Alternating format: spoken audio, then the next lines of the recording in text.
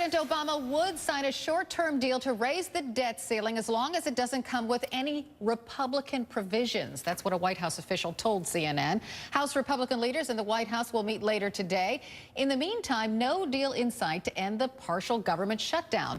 But some lawmakers are searching for middle ground, like moderate Republican Senator Susan Collins. She's offered this solution: reopen the government, repeal the medical device tax from Obamacare, and give federal agencies more flexibility in the sequester's forced spending cuts. Joining me now from Capitol Hill, Republican Senator Susan Collins of Maine. Good morning, Senator. Good morning. Great to join you. Nice to have you here. So there's going to be this meeting between the president and a small number of House Republicans later this afternoon. Do you think there'll be any movement at all? I certainly hope so. We're at a point right now with the shutdown and the looming expiration of the debt ceiling where we really need to reason together and put an end to this impasse.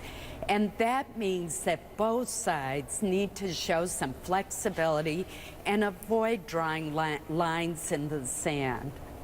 Well, I just talked with a Republican congressman who told me that he feels the president is spiteful and he won't come to any agreement with the Republicans unless he gets exactly his way. Do you feel that way? I think that it was very unfortunate that the president said that he absolutely would not negotiate with Republican leaders, but the fact is he is now inviting Republicans from both the House today and the Senate tomorrow over to the White House. So I hope that means a rethinking of his position. In the meantime, I continue to have very constructive conversations with members on both sides of the aisle, Republicans and Democrats alike, about the plan that I first put forth on Saturday and about whether or not we could add to my plan a short-term extension of the debt limit that would give us more time to work on a long-term fiscal plan to deal with our unsustainable $17 trillion debt. Well, the challenge for moderate Republicans in the House, at least, is that John Boehner won't, introduce the bill on the floor for anyone to vote on. Why do you suppose he won't do that? Well, I don't serve in the House, so I really can't speak to the dynamics there. But one reason that I'm working so hard with my colleagues in the Senate is I believe that perhaps the Senate needs to take the lead. Now, spending bills have to originate in the House, but we have a number of them that are sitting on the Senate calendar right now that could be a vehicle for a possible compromise.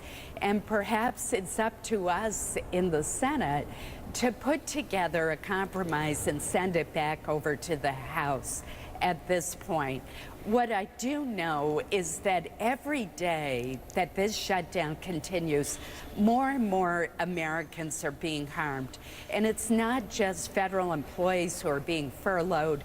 It's disabled veterans, it's pregnant women who rely on the WIC program, it's people who intended to go to our national parks, it's businesses that provide services to government and to those parks. So this is important for our economy as a whole, that we get government reopened and that we avoid a crisis. But as you know, Senator, not all, even Republican senators believe that, and talking about raising the debt ceiling. There's a Senate Finance Committee hearing going on right now. Jack Lew, the Treasury Secretary, is testifying. He's talking about the dire consequences our economy faces if we don't raise the debt ceiling. Now, Senator Mike Enzi, a Republican from Wyoming, said to Jack Lew, and I quote, "Mr. Secretary, I think this is the 11th time I have been through this discussion about the sky is falling and the earth will erupt. Wyoming families aren't buying these arguments. They're saying you can't spend more than you take in, and you definitely can't keep doing it forever and ever and ever."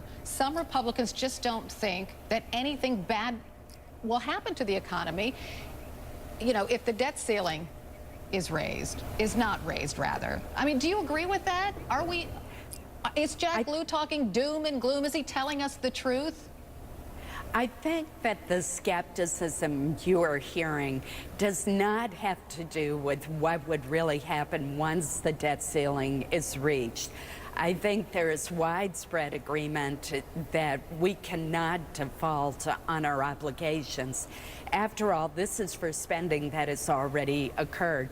The skepticism revolves around exactly what date would that happen.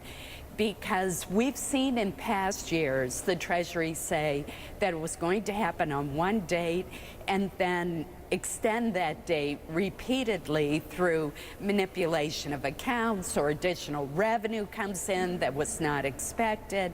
This is not an exact science. So when we hear the Secretary of the Treasury say on October 17th, we are going to be out of money and unable to meet our obligations, that we'll have only $30 billion with obligations of $60 billion.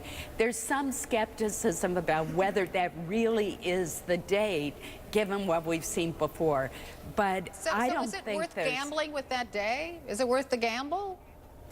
What I think is that all of us need to come together, do a temporary increase, and then work on the underlying problems that Senator Enzi was correctly bringing to the Secretary's attention.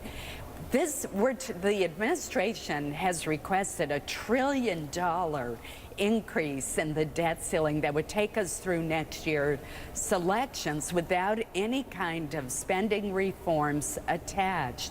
And I think most members of the Republican caucus believe it would be better to have a shorter-term extension of the debt limit, prevent default, but then work on real reforms.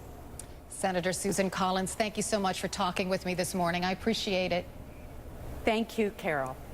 Still to come in the newsroom, what would a good shutdown deal be if it lasts just a few weeks? We'll discuss. Tonight in the Crossfire, Senators Ted Cruz and Sheldon Whitehouse debate the shutdown and the debt ceiling deadline, with Van Jones on the left and Newt Gingrich on the right. Why Washington appears powerless to break the gridlock. Tonight's Crossfire, 6:30 on CNN. Oh, well, he's one of the traitors. They blamed her. If you were in a bathtub for 25 years, don't you think you get a little psychotic? They are ticking time bombs. Blackfish.